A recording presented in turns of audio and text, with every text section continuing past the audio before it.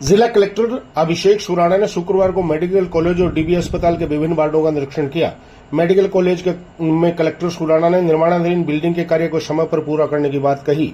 उन्होंने कहा कि निर्माण कार्य गुणवत्तापूर्ण होना चाहिए। डीबी अस्पताल के निरीक्षण के दौरान जिला कलेक्टर सुराणा ने अस्पताल अधीक्षक डॉक्टर हनुमान जयपाल से कहा कि इस समय जिस तरह से सफाई व्यवस्था है आप उसको मेंटेन रखें। ट्रॉमा सेंटर के आगे उबड़ खाबड़ जमीन को देखकर कलेक्टर ने कहा कि यहां पर ब्लॉक लगवाइए जिससे अस्पताल में आने जाने वाले रोगियों को किसी प्रकार की परेशानी न हो।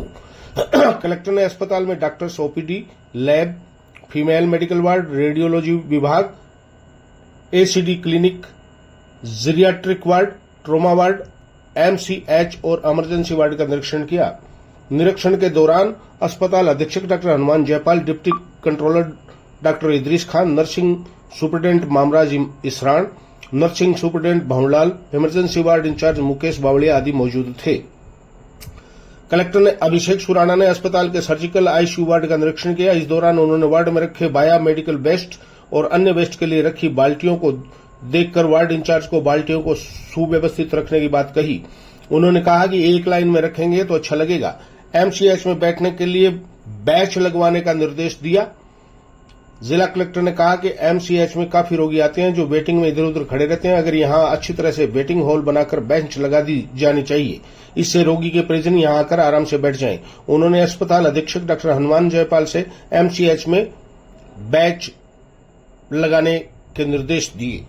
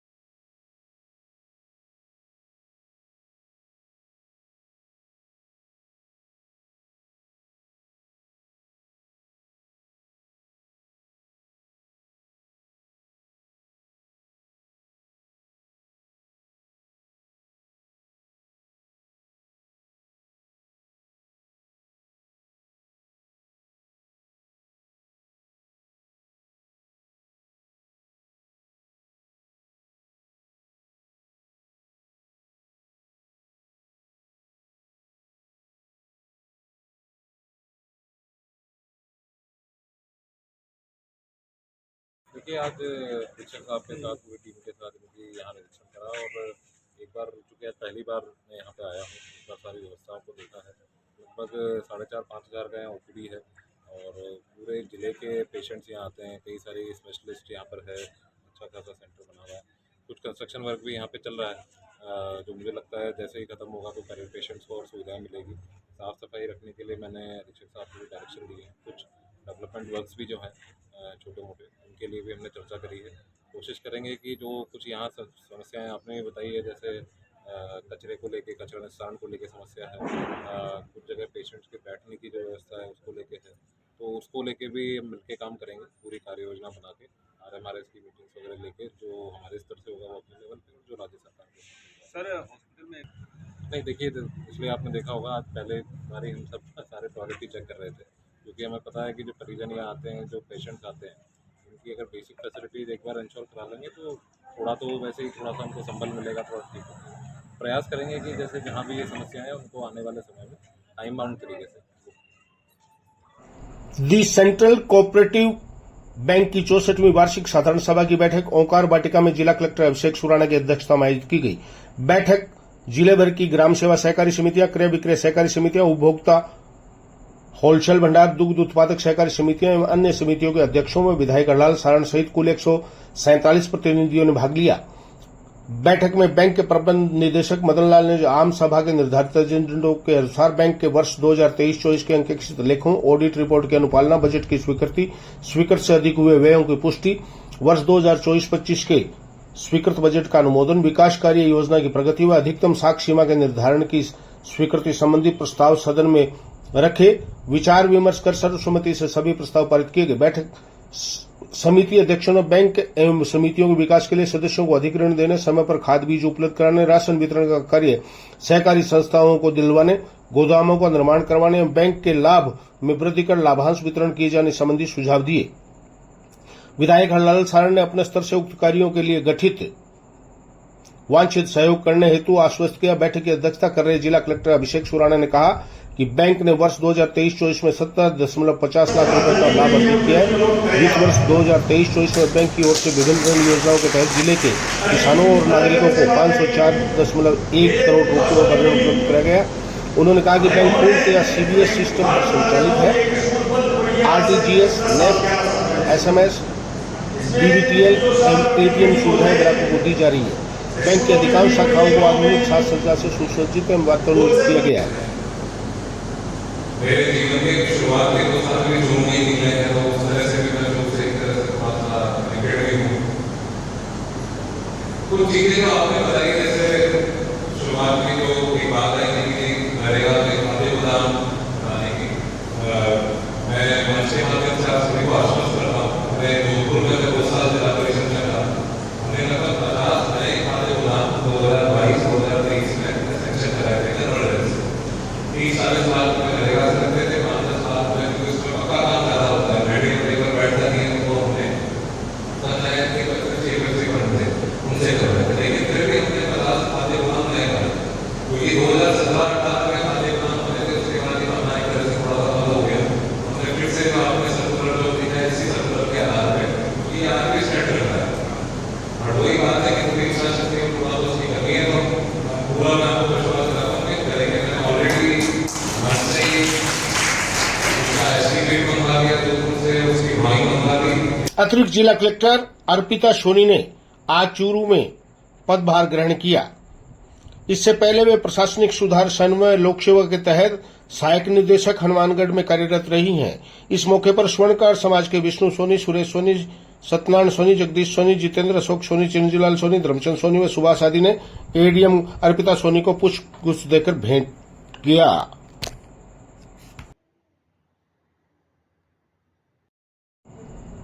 नगर परिषद चूरू एवं सभापति की नाकामी एवं चूरू की बिगड़ती सफाई व्यवस्था एवं चारों ओर फैली गंदगी के विरोध में भाजपा जिलाध्यक्ष बसंत शर्मा, नगर परिषद में नेता प्रतिपक्ष विमला गढ़वाल, मंडल अध्यक्ष सुरेश सारस्वत, दीनदयाल सैनी व भाजपा पार्षदों ने प्रेस वार्ता कर सभापति के अलाक लोकतांत्रिक कदम की निंदा की।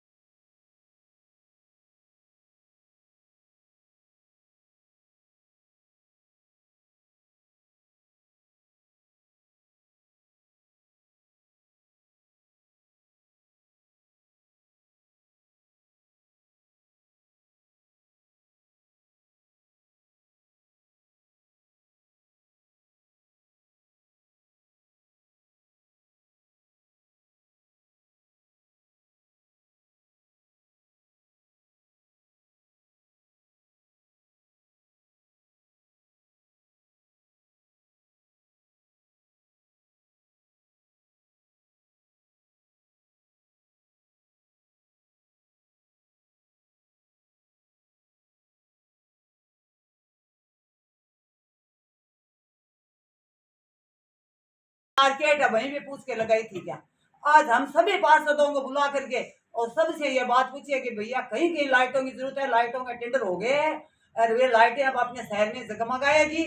मेरे शायद ये मेरा होगा आज भी था, मैं कहती हूँ 1 साल ये आयु अभिलाषा जी रहेगी और हमारी हम तो चले जाएंगे 19 नवंबर को, हम तो पूर्व में कहलाएंगे, हमें कोई लेना देना नहीं है।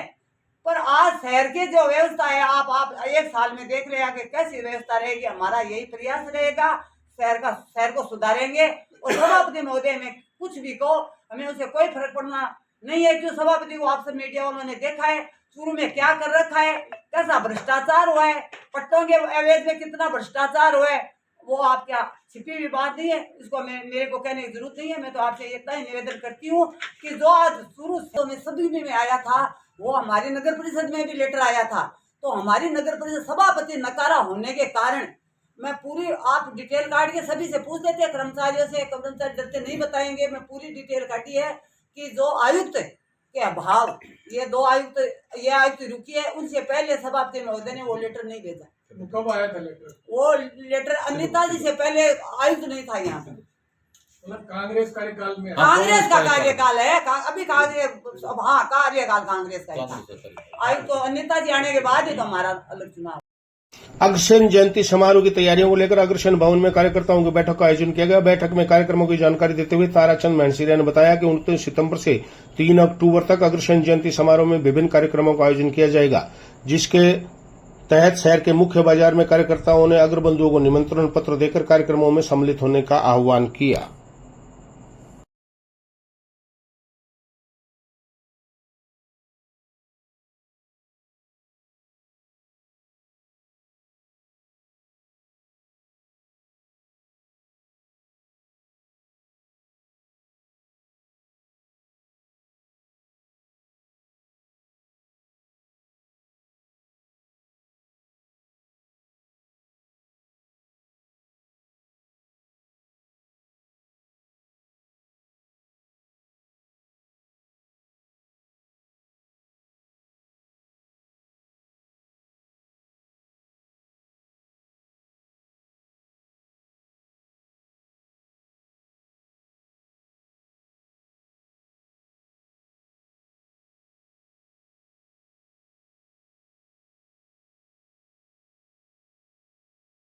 है कि महाराजा अग्रसेन जी की हम 5148वीं जयंती मना रहे हैं। अग्रसेन जयंती के अंतर्गत हमने 5 दिवसीय कार्यक्रम रखे हैं जो 29 तारीख से शुरू होकर के 3 अक्टूबर तक चलेंगे। 29 तारीख को क्रिकेट प्रतियोगिता का आयोजन है। 30 तारीख को अग्रसेन भवन में मेडिकल कैंप का आयोजन किया गया है। 1 तारीख व 2 तारीख बच्चों के लिए व महिलाओं के लिए सांस्कृतिक प्रोग्राम होंगे। 3 तारीख को सुबह प्रभात फेरी, उसके बाद रक्तदान का आयोजन है, उसके बाद ध्वजारोहण है और शाम को भगवान अग्रसेन जी की भव्य शोभा यात्रा का आयोजन किया जाएगा। सभी अग्रवाल परिवार के सदस्यों से मैं अनुरोध करता हूं कि ज्यादा से ज्यादा कार्यक्रम में सहभागिता कर कार्यक्रम को सफल बनाएं। धन्यवाद। राष्ट्रीय आविष्कार अभियान के अंतर्गत कक्षा 9-12 के विद्यार्थियों के अंतर जिला भ्रमण जिला मुख्यालय चूरू से 2 दिवसीय भ्रमण हेतु जयपुर रवाना हुआ। इस भ्रमण दल को विधायक लाल सारण, मुख्य जिला शिक्षा अधिकारी जगबीर सिंह यादव, अतिरिक्त जिला शिक्षा परियोजना समन्वयक समग्र शिक्षा संतोष कुमार महर्षि एवं भ्रमण दल प्रभारी हरिप्रसाद शर्मा ने हरी झंडी दिखाकर रवाना किया। विधायक सारण ने यात्रा के लिए बालकों को शुभकामनाएं प्रेषित की। भ्रमण दल कार्यक्रम अधिकारी प्रभारी RAA सुरेंद्र मैला ने बताया कि जिला भ्रमण दल में राजकीय विद्यालयों के कुल 200 छात्र छात्राओं को 5 दलों द्वारा 2 दिवसीय भ्रमण में जयपुर जिले के Bhamasha, BM Birla, platinum, Nahargarh biological park विद्यार्थियों की सुविधा अनुसार समय समानुसार अन्य स्थल का भ्रमण करवाया जाएगा। इस अवसर पर रामनिवास पूनिया, APC अविनाश सारण, इकबाल हसन गौरी, जितेंद्र कुमार माली, मनोज सोलंकी, जगदीश साडोदिया, सुनीता कुमारी व्याख्याता, ममता सचदेवा, प्रमिला, मनोज नेहरा, सुनीता सैनी, कमलेश कुमारी, बाबूलाल शर्मा, ACBO रामेश्वरलाल जोशी, भवानी शंकर, MIS मदनलाल, प्रधानाचार्य विजयपाल भाकर, राकेश कुमार आदि उपस्थित थे। अधिकारीगण, अभी जेडी साहब ने कहा बच्चे घूमने जा रहे हैं, इनकी आप पूरी तरह से ध्यान भी रखना और पूरी व्यवस्था रखना। मैं इसलिए पूछ रहा था कि जयपुर में नहीं हो तो कहीं न कहीं कैसे बच्चों को रखाया जाए, कैसे खाना खिलाया जाए।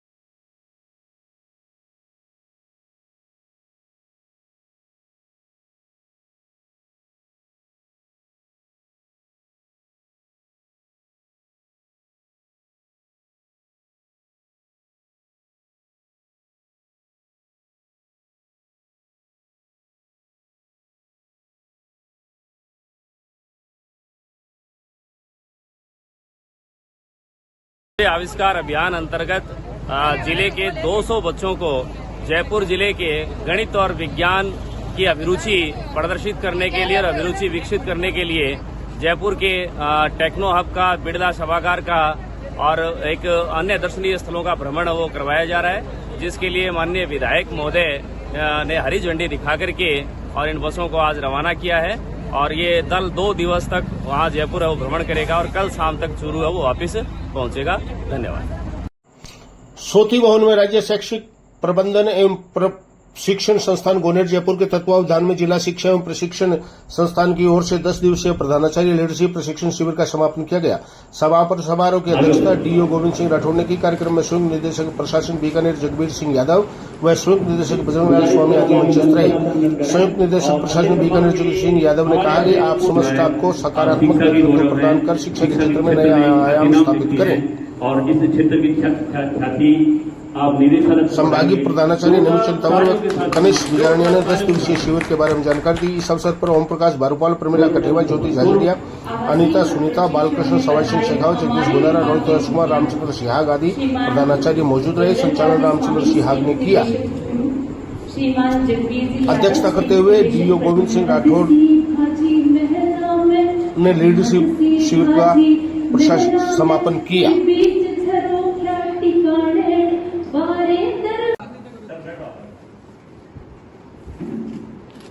हमारे अपने राठौर साहब का सम्मान हमारे अपनों के द्वारा आप सब एक बार जोरदार ताली बजाकर सम्मान दें। पूरा देखिए। मैं मंच पर आसन ग्रहण करने की निवेदन करूंगा। डॉक्टर चंद्र प्रकाश जी, महर्षि एसआर जी, हमारे बीच उपस्थित, इनका भी जोरदार सम्मान करें। दिनेश जी 10 दिवसीय लीडरशिप प्रशिक्षण का समापन हो रहा है। इसमें 7 जिलों के प्रधानाचार्य यहाँ आए हैं और 10 दिन तक लगातार लीडरशिप की बारीकियों को सीखा है।